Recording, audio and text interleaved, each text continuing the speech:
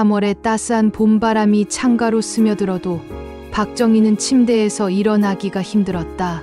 허리에서 시작된 통증이 다리 끝까지 저려오는 느낌에 그는 작은 신음을 흘렸다. 72세, 부산 해운대구에서 40년간 초등학교 교사로 재직하다 3년 전 정년 퇴직한 그였지만 이렇게 몸이 말을 듣지 않을 줄은 상상도 못했다. 어머니, 괜찮으세요? 큰아들 준호가 방문을 살짝 열고 들여다봤다. 대기업에 다니는 40대 중반의 준호는 아침마다 정희의 상태를 확인하는 것이 일과가 되었다. 허리가 또 아프시네요. 혼자 계시기엔 너무 위험해요. 정희는 고개를 끄덕이며 천천히 몸을 일으켰다. 작년 가을 갑작스럽게 악화된 허리 디스크는 그의 일상을 송두리째 바꿔놓았다. 평생 건강하게 살아왔던 그였기에 갑작스러운 신체 변화는 당황스러웠다. 혼자 사는 아파트에서 넘어지기라도 한다면 큰일이었다. 준호야, 미안하구나. 엄마가 이렇게 되었어. 정희의 목소리에는 미안함이 묻어났다. 무슨 말씀을 하세요? 가족끼리 당연한 거죠. 준호가 다정하게 대답했지만 며느리 소정의 표정은 복잡했다. 신혼 1년 차인 소정에게 갑작스러운 시어머니와의 동거는 부담스러운 일이었다. 정희는 퇴직 후 여행과 독서를 즐기며 여유로운 노후를 꿈꿨다. 교직 생활 동안 모은 전세금 1억 2천만 원으로 작은 아파트를 얻어 혼자 지내며 가끔 자녀들을 만나고 취미 생활을 하려 했다. 하지만 몸이 아프기 시작하면서 모든 계획이 어그러졌다. 어머니, 저희가 모시고 살겠다고 했잖아요. 소정이 억지로 미소를 지으며 말했다. 하지만 그 미소 뒤로는 피로가 역력했다. 맞벌이 부부인 그들에게 거동 불편한 어른을 돌보는 일은 예상보다 힘들었다. 시간이 지날수록 가족의 부담은 가중되었다. 정희는 화장실 가는 것조차 조심스러웠고 소정은 출근 전마다 시어머니 상태를 확인해야 했다. 준호 역시 회사에서도 집 걱정에 집중하기 어려웠다. 친구들이 시어머니랑 같이 살면 힘들다고 하더라고요. 어느 날 밤 소정이 친구와의 전화에서 털어놓은 속마음을 정희가 엿듣게 되었다. 집안 분위기도 무거워졌고 둘만의 시간도 없어졌어요. 그 순간 정희는 깨달았다. 자신이 가족에게 짐이 되고 있다는 것을. 평생 남을 가르치고 보살펴온 그였지만 이제는 돌봄을 받아야 하는 처지가 된 현실이 서럽기만 했다. 어머니, 요양원 한번 구경해 보시면 어떨까요? 준호가 조심스럽게 말을 꺼냈다. 함께 산 지 2달이 지나면서 가족 모두 지쳐가고 있었다.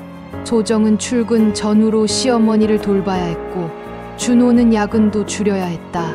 정희는 찻잔을 놓는 손이 떨렸다. 요양원이라고? 40년간 교단에서 수많은 학부모들과 상담하며 가족은 평생의 울타리라고 믿어왔던 그였다. 그런데 막상 자신의 노후에 가족이 가장 먼저 떠올리는 해답이 시설에 보내는 것이라니. 어머님, 요즘 요양원들은 정말 좋아졌어요. 호텔 같은 곳도 많고요. 소정이 태블릿으로 화려한 요양원 홈페이지를 보여주었다. 24시간 전문 케어 받으시고 또래 분들과 어울리실 수도 있고요. 하지만 정희의 마음속에는 의구심이 피어올랐다. 정말 자신을 위한 선택일까? 아니면 가족의 편의를 위한 것일까? 며칠 후 작은 딸 수진이 남편과 함께 찾아왔다. 엄마, 저희도 모시고 살고 싶지만 신혼집이 너무 좁아서요. 수진은 미안한 표정으로 말했다. 준호 형네도 힘드실 텐데 전문 시설이 더 안전하지 않을까요? 그래, 다들 그렇게 생각하는구나. 정희는 속으로 쓴웃음을 지었다. 자식들이 모두 같은 결론에 도달한 것이 우연일 리 없었다. 이미 형제자매끼리 상의를 마친 듯했다. 엄마, 요양원 비용 걱정은 안 하셔도 돼요. 준호가 말했다. 엄마 전세금으로 보증금 내고 월 이용료는 저희가 부담할게요. 그 순간 정희는 깨달았다. 자식들이 자신의 전세금을 염두에 두고 있다는 것을. 전세금 1억 2천, 요양원 보증금으로 5천만 원 정도 들어가고. 준호가 계산기를 두드리는 소리가 정희의 귀에 또렷하게 들렸다. 나머지 돈은 어떻게 하려고? 정희가 물었다. 준호 아이 교육비도 있고 수진이도 사업 준비하느라 자금이 필요해서요. 소정이 눈치를 보며 말했다. 물론 엄마 의료비 먼저 빼놓고요. 정희는 가슴이 답답했다. 평생 모은 돈이 자식들의 생활비와 사업 자금으로 쓰이고 자신은 요양원에서 여생을 보내라는 뜻이었다. 엄마, 혼자 결정하지 마시고 저희와 상의하세요. 수진이 다정하게 말했지만 정희에게는 압박으로 들렸다. 그날 밤 정희는 잠을 이룰 수 없었다. 교직 생활 내내 학부모들에게 자녀를 위한 선택이라면 부모는 어떤 희생도 감수해야 한다고 조언해왔던 자신이 이제는 반대 상황에 놓인 것이 아이러니했다. 창밖을 내다보며 정희는 생각했다. 정말로 요양원이 최선의 선택일까? 아니면 다른 길은 없을까? 무엇보다 자신의 의사는 존중받을 수 있을까? 가족의 편의와 자신의 존엄함 사이에서 균형을 찾을 방법은 없을까? 며느리 소정이 친구들에게 시어머니 요양원 보내면 속 편할 텐데 라고 말하는 소리가 다시 귓가에 맴돌았다. 요양원 말고 다른 방법은 없을까? 정희는 스스로에게 물었다. 며칠 고민 끝에 그는 간병인을 구해보기로 했다. 인력 소개소에 전화를 걸어 상담을 받았다. 어르신, 하루 12시간 기준으로 월 250만 원이고요. 24시간 상주하시려면 500만 원 정도 예상하시면 됩니다. 상담사의 목소리가 사무적으로 들렸다.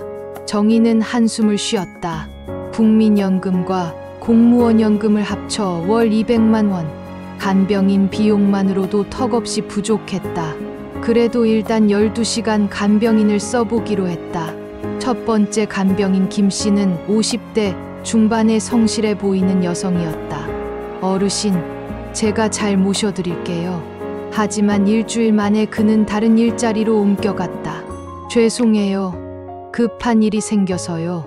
두 번째 간병인은 더 젊었지만 경험이 부족했다. 정희의 허리 상태를 제대로 파악하지 못해 부적절한 자세로 부축하는 바람에 통증이 더 심해졌다. 게다가 집안일에 서툴러 정희가 오히려 가르쳐 주어야 했다. 이분도 그만두신다고 하네요. 소개소에서 온 전화였다. 한 달 만에 세 번째 간병인을 구해야 하는 상황이었다. 새로 온 간병인은 나이가 많았지만 경험이 풍부했다. 하지만 정희는 점점 지쳐갔다. 매번 새로운 사람에게 자신의 상태를 설명해야 했고 사생활이 전혀 보장되지 않았다. 화장실 가는 것조차 남의 도움을 받아야 하는 현실이 참기 어려웠다. 간병인분, 잠깐 나가 계셔도 됩니다. 혼자 있고 싶어요. 정희가 말했다. 안 됩니다. 어르신, 혹시 넘어지시면 어쩌려고요? 간병인이 단호하게 거절했다. 그날 오후 정희는 준호와 함께 요양원을 직접 방문했다. 해운대 실버타운이라는 간판이 화려했다. 로비는 정말 호텔 같았다. 대리석 바닥에 샹들리에 피아노 연주까지 흘러나왔다. 어머니, 어떠세요? 시설이 정말 좋죠? 준호가 기대에 찬 목소리로 물었다. 시설 담당자가 친절하게 안내했다. 1인실은 월 300만 원, 2인실은 250만 원입니다. 식사, 간병, 의료 서비스 모두 포함이에요. 방을 둘러보니 깔끔했다. 하지만 작은 창문 너머로 보이는 것은 다른 건물 벽뿐이었다. 복도를 지나며 정희는 휠체어에 앉아 멍하니 바라보는 노인들을 보았다. 식사 시간은 정해져 있나요?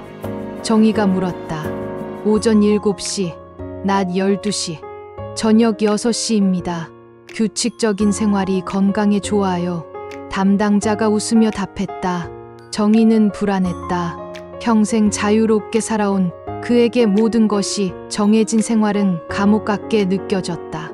휴게실에서 만난 80대 할머니가 정희에게 다가왔다. 새로 오시는 분인가요? 처음엔 자식들이 자주 오더니 지금은 명절에도 안 와요. 여기 들어오면 가족들이 의무 다했다고 생각해버려요. 그 말이 정희의 가슴을 찔렀다.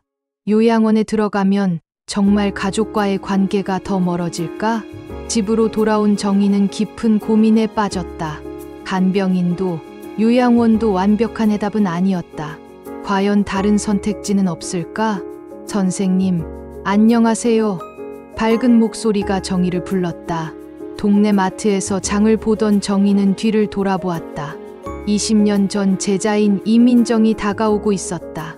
아, 민정아. 이게 얼마만이니? 정희의 얼굴에 오랜만에 환한 미소가 떠올랐다. 민정은 이제 40대가 되어 구청 복지과에서 일하고 있었다. 선생님 많이 편찮으시다고 들었어요. 혹시 거주 문제로 고민이시라면 좋은 정보가 있는데요. 민정이 진심 어린 눈빛으로 말했다. 며칠 후 민정의 연락을 받고 정희는 구청을 찾아갔다. 선생님, 공공 실버하우징이라고 아세요? 국가에서 제공하는 고령자용 임대주택이에요. 민정이 펼쳐 보인 자료에는 깔끔한 원룸형 주택 사진이 있었다. 무장의 설계로 되어 있고 화장실과 주방에 안전바가 설치되어 있어요. 긴급 호출벨도 있고요. 월세는 얼마나 하니? 정희가 관심을 보였다. 소득 수준에 따라 다르지만 선생님 같은 경우 월 22만 원 정도 예상돼요. 관리비 포함해서요. 민정의 대답에 정희는 눈을 크게 떴다. 요양원 월 이용료의 10분의 1도 안 되는 금액이었다. 그리고 생활지원사가 주 2회 방문해서 안부 확인하고 간단한 생활 지원도 해드려요. 아프시면 병원 동행도 가능하고요. 정희는 가슴이 뛰었다. 자립적인 생활을 유지하면서도 필요한 도움을 받을 수 있는 방법이었다. 그런데 입주하기 어렵지 않을까? 선생님은 공교육 분야에서 40년간 근무하셨잖아요. 사회기여 가산점이 있어서 우선권을 받으실 수 있어요. 민정이 웃으며 설명했다. 게다가 단신 가구이시고 거동 불편하시니까 추가 점수도 있고요. 일주일 후 정희는 실제 실버하우징 단지를 방문했다. 6층짜리 건물 3동으로 이루어진 단지는 생각보다 아늑했다. 각 동 1층에는 커뮤니티 시설이 있었고 작은 정원도 조성되어 있었다. 여기 사시는 분들은 어떠세요? 정희가 관리사무소 직원에게 물었다. 대부분 만족하고 계세요. 독립적으로 생활하시면서도 서로 돌아보는 분위기거든요. 아침에 운동 모임도 있고 요리 나눔도 하세요. 견본 주택을 둘러보니 18평 정도의 원룸이었다. 싱크대는 높이 조절이 가능했고 화장실 문턱은 없어서 휠체어도 출입할 수 있었다. 무엇보다 창문이 커서 햇볕이 잘 들어왔다. 이곳이면 될 것 같아. 정희는 확신했다. 집에 돌아와 자녀들에게 이야기했다. 실버하우징에 신청하려고 해. 실버하우징이 뭐예요? 소정이 물었다. 정희가 설명을 마치자 준호가 먼저 반응했다. 그런데 엄마, 전세금은 언제 정리하실 거예요? 보증금으로 들어가는 돈도 있을 테고. 전세금 정리? 정희는 당황했다. 왜 정리해야 하는데? 아니, 그게... 준호가 말끝을 흐렸다. 그제야 정희는 깨달았다. 자녀들이 처음부터 자신의 전세금을 활용할 계획을 세우고 있었다는 것을. 요양원이든 다른 곳이든 자신의 재산을 가족들이 관리하길 원했던 것이다. 내 돈은 내가 관리할 거야. 정희가 단호하게 말했다. 실버하우징 보증금도 내 돈으로 내고 생활비도 내가 관리하겠어. 그날 밤 정희는 처음으로 홀가분한 마음으로 잠들 수 있었다. 경제권을 지키는 것이 곧 자존감을 지키는 일임을 깨달았던 것이다. 정희 씨, 오늘도 일찍 나오셨네요. 아침 7시 단지 내 작은 공원에서 김순자 할머니가 반갑게 인사했다. 실버하우징에 입주한 지 6개월, 정희의 하루는 이제 규칙적이면서도 자유로웠다. 순자 씨도 일찍이네요. 오늘은 라디오 체조 말고 산책할까요? 정희가 웃으며 제안했다. 같은 상황을 겪은 노인들과의 만남은 그에게 큰 위로가 되었다. 서로의 사정을 이해하고 판단하지 않는 관계였다. 오전 10시 정희는 2층 커뮤니티실로 향했다. 오늘은 책 모임이 있는 날이었다. 이번 주는 김소월의 시집을 읽어봤는데요. 정희가 펼쳐든 책에는 여기저기 형광펜 자국이 있었다. 교사 시절의 습관은 여전했다. 정희 선생님은 역시 다르셔. 해석이 깊어요. 박철수 어르신이 감탄했다. 정희는 미소를 지었다. 오랜만에 누군가에게 인정받는다는 느낌이었다. 점심 준비를 위해 집으로 돌아온 정희는 냉장고를 열어보았다. 어제 순자 씨가 나눠준 멸치볶음이 들어있었다. 이웃끼리 나누는 맛이 제일이야. 정희도 어제 만든 콩나물 무침을 3층 윤 할머니에게 가져다 주었다. 오후에는 생활지원사 이지영 씨가 방문했다. 어르신, 혈압약은 잘 드세요? 병원 예약은 내일 오전 10시로 잡아놨어요. 고마워요, 지영 씨. 덕분에 혼자서도 잘 지내고 있어요. 정희는 진심으로 감사했다. 필요할 때만 도움을 받고 나머지는 자신의 의지대로 살 수 있다는 것이 이렇게 소중할 줄 몰랐다. 저녁 무렵 현관 초인종이 울렸다. 준호와 소정 그리고 수진이 함께 왔다. 어머니, 안녕하세요. 소정의 인사가 예전보다 한결 밝았다. 함께 살 때의 부담감이 사라지니 오히려 관계가 편해진 것이다. 엄마, 여기 정말 좋네요. 왜 진작 이런 곳이 있다는 걸 모르셨어요? 수진이 집안을 둘러보며 감탄했다. 처음엔 걱정했는데 이제 보니 엄마가 가장 현명한 선택을 하신 것 같아요. 준호도 인정했다. 저녁 식사를 함께하며 정희는 자녀들에게 말했다. 너희들도 이제 눈치 안 보고 편하게 살 수 있어서 좋지? 엄마도 마찬가지야. 어머니 의료비는 저희가 도울게요. 소정이 말했다. 고맙지만 괜찮아. 내 연금으로도 충분해. 대신 가끔 이렇게 와서 밥 먹고 가면 돼. 정희는 웃었다. 자녀들이 돌아간 후 정희는 통장을 정리했다. 실버하우징 보증금 2천만 원을 제외하고도 1억 원이 남았다. 의료비 적립금 3천만 원, 생활비 예비금 2천만 원, 나머지는 정기예금에 넣어뒀다. 경제권을 지키니 마음의 안정감이 달랐다. 다음 날 아침 복도에서 새로 입주한 80세 할아버지를 만났다. 적응하기 어렵지 않으세요? 자식들이 요양원 보내려고 해서 고민했는데 여기 와보니 천국이네요. 할아버지의 얼굴에 안도감이 가득했다. 맞아요. 여기서는 우리가 주인이에요. 정희가 힘주어 말했다. 혹시 자식들이 재산 관리 도와준다고 하거든 조심하세요.